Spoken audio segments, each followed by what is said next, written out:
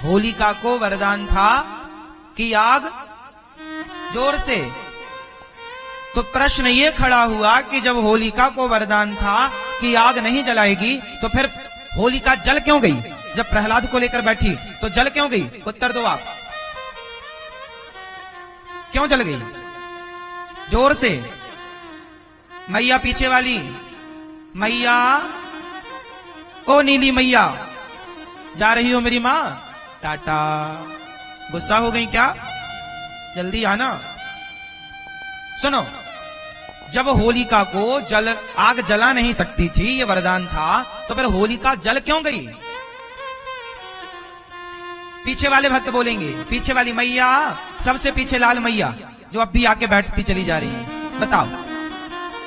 जब होलिका को वरदान था कि आग नहीं जलाएगी, तो होलिका जल क्यों गई?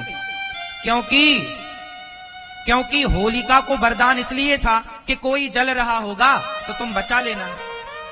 इसलिए थोड़ी वरदान दिया था कि तुम किसी को जबरदस्ती लेकर बैठ जाओ और तुम उसे जलाना चाहो। जब उसने अपने पावर का मिसयूज किया, गलत उपयोग किया, तो वही वरदान समाप्त हो गया और वो होलिका जल गई। भगवान ने वो पावर समाप्त कर दिया क्योंकि तुमने अपने पावर का दुरुपयोग किया। तो ईश्वर भी आपकी शक्तियां छीन लेते हैं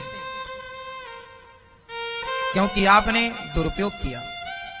इसलिए तुमने किसी मां से उसका बेटा यदि छीना है तो फिर ईश्वर बैठा है न्याय करने। अभी भी अक्कल आए तो संभल जाओ, बड़ों का अपमान ना करो, बड़ों का अनादर ना करो।